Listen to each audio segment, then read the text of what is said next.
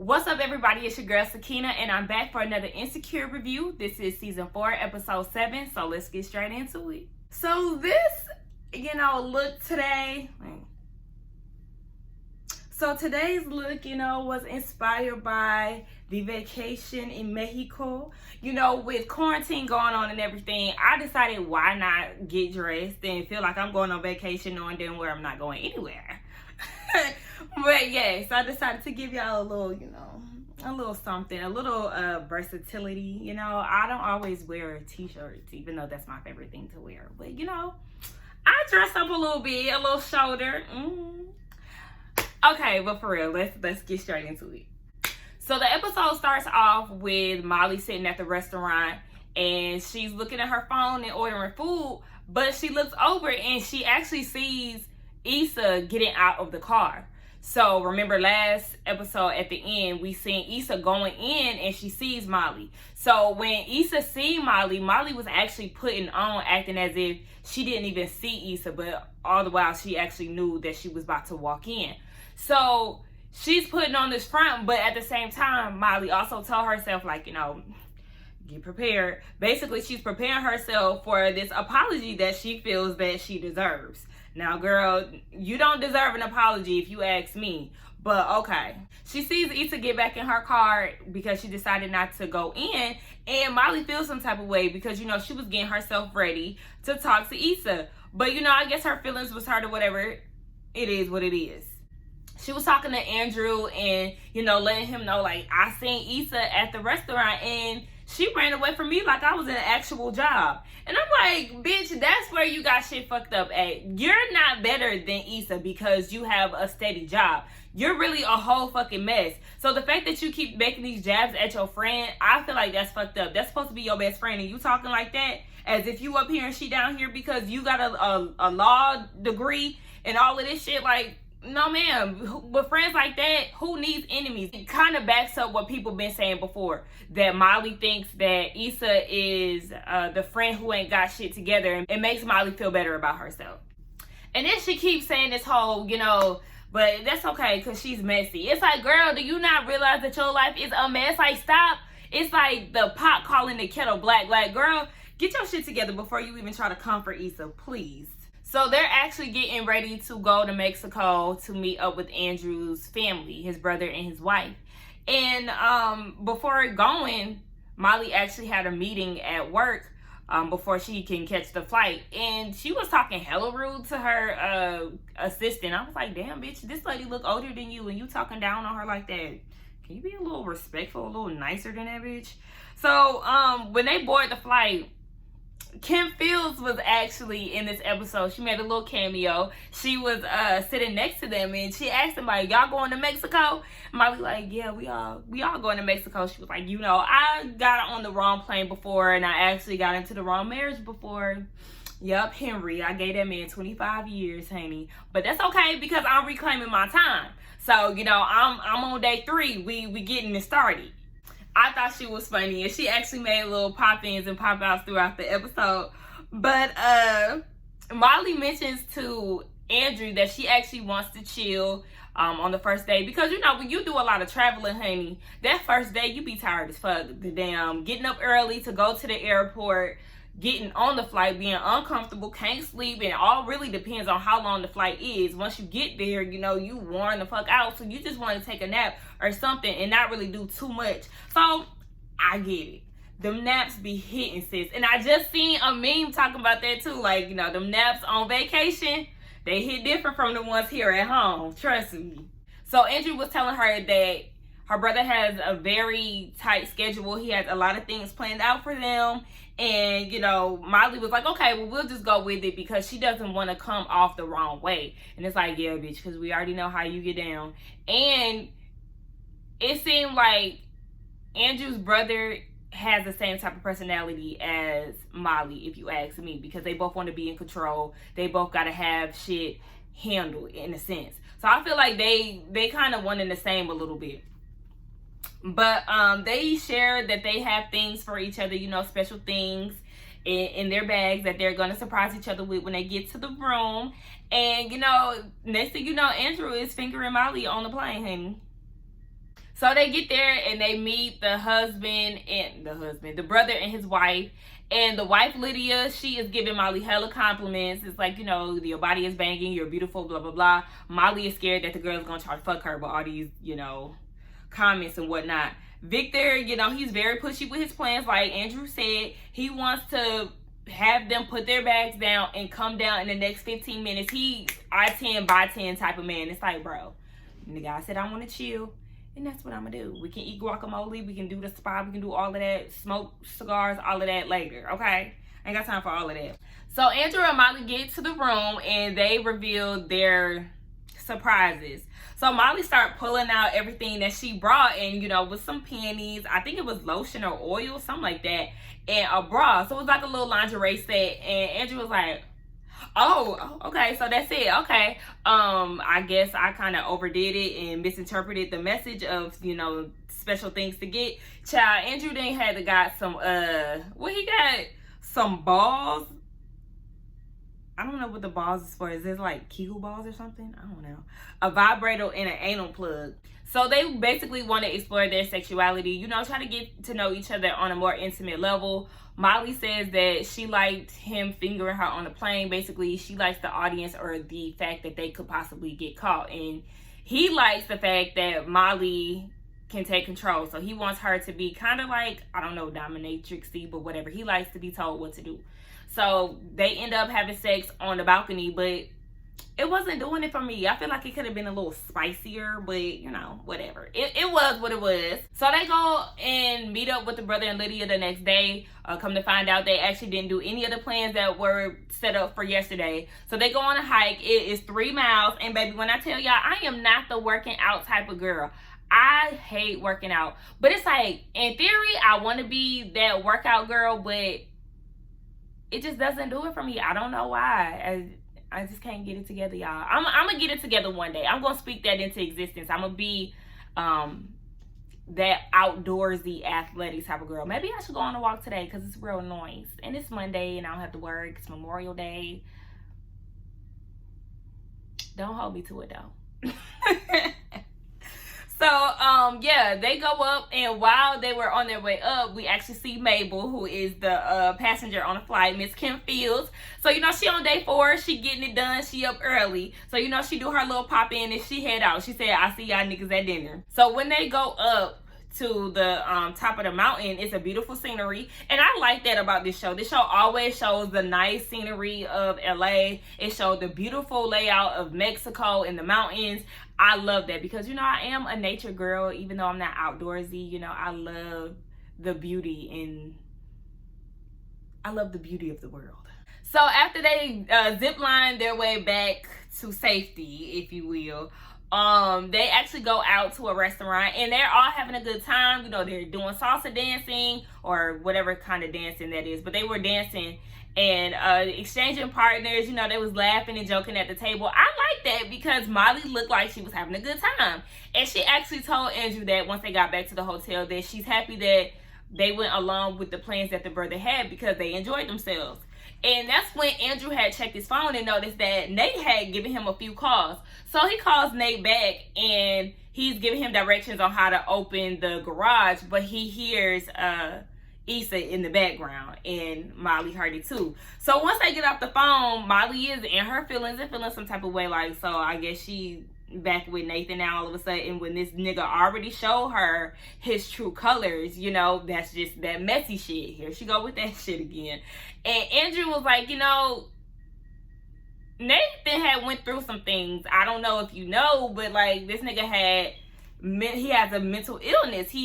When he met Issa, he was going through that. So, he was trying to sort that out. And it confirms everything what everybody has said already. A lot of people on Instagram and Twitter was saying that he had a mental illness. I'm like, y'all niggas is real smart, honey. I just thought, it was typical nigga shit, the fact that he went away. And I know he said when he gets in moods, he kind of distances himself. And I do the same thing, but by the graces of God, I don't have a mental illness. So I thought it was just typical fuckboy shit that we were watching. But of course, he did clear that up and said that he had mental illness issues. He didn't say exactly what, but now we know that to be true. So they end up having sex, and Molly had on her little lingerie piece, and she looked the fuck good, okay? Molly's body is banging, okay, Yvonne, sweetie, give me that body. I need all of that. She looked amazing. And then the music that they was playing on top of that little Mexican trap music, come on soundtrack, I loved it. So she was taking control. You know, she tied up Andrew's hands, she blindfolded him, and she was like, eat this ass. And I was like,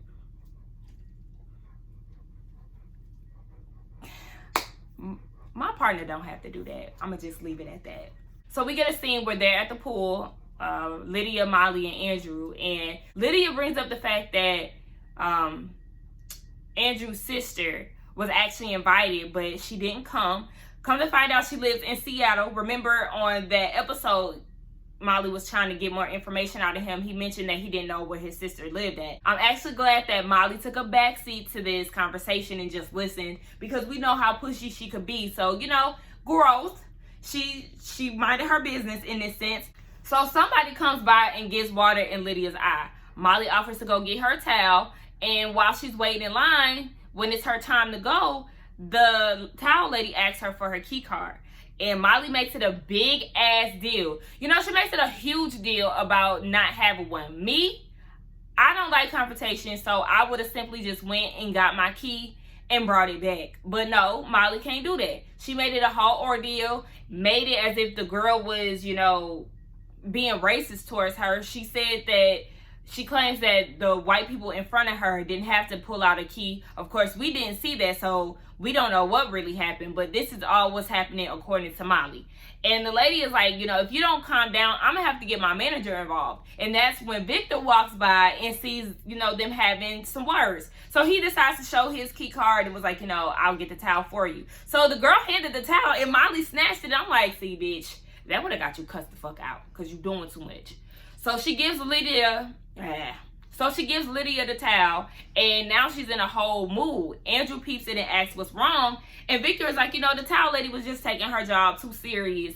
And Molly is like, yeah, and she was also being racist as fuck. So, you know, Molly is saying that she didn't see the white people have to show their key cards, and she was like, right, Victor? And he said, right. And I'm like, I don't like people like that. That is one of my pet peeves. When people say right to me, like, she was wrong, right? No, don't follow that up with right, because you want me to side with you. I'm not going to side with you if that's not what happened, and if I don't agree to what you're saying. That shit gets on my nerves. It's like you're trying to persuade me or trying to convince me to come over to your side, and I may not necessarily agree with what you're saying. So when she said that to Victor, that pissed me off, because he agreed with her, and he didn't even see the white people get their towel, so he has no idea what the hell happened. Victor questions her statement, like, you know, you sure that this is a race thing? He basically feels like she's jumping the gun, and she's like, yeah, you just don't understand. And they're like, hold on, wait, you know, don't forget, we're minorities too. We understand the same things. Victor says, you know, we deal with racism too. It's just I kind of control the situation. I don't give it energy, or I don't give it the power. I kind of pick and choose my battles. And I agree. Really, I feel like as black people, we truly need to pick and choose our battles when it comes to racism. Sometimes these white people or anybody else outside of our race, they do certain things to get a reaction, especially when it comes to Twitter, this whole Trump era, all of this, you know? So I feel like you really have to pick and choose what's worth your energy. I can't get riled up every time I see, you know, a white person or you know, somebody violating us or, you know, being disrespectful. I can't, because that's what they want us to do a lot of times. And Lydia said the same thing. These white people want us to be against each other. And it's like, yeah, I know she was just saying that to kind of relieve them. But, you know, she was right. You know, I totally agree with what Victor was saying. So, you know, Molly says, hold on, wait. Now, y'all Asians, y'all pick and choose when y'all want to be people of color, when it benefits y'all. And they are looking like, hold on, wait. No, ma'am. Now, I'm going to say this.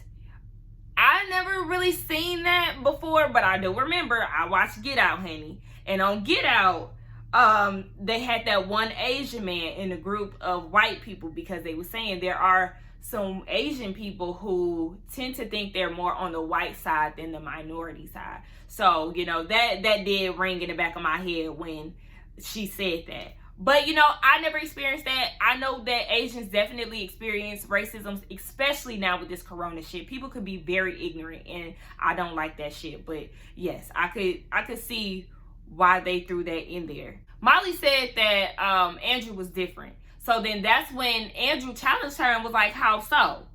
Miss Molly didn't have a response because she doesn't. Like, this is who you sleeping with. So, of course, she would like to think that he's different because you're in relations with him, in a relationship with him.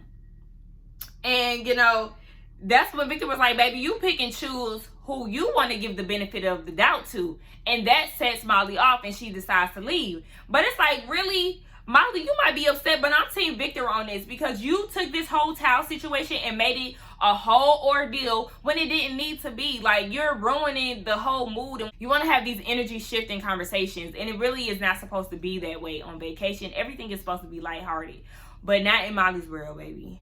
So when they get back to the hotel, you know, everything is real weird between Andrew and Molly. They both can't sleep. And the next day, Molly speaks to him and she's like, you know, did I ruin everything? And Andrew said that he had already talked to Victor. Victor feels bad for what happened and he apologized.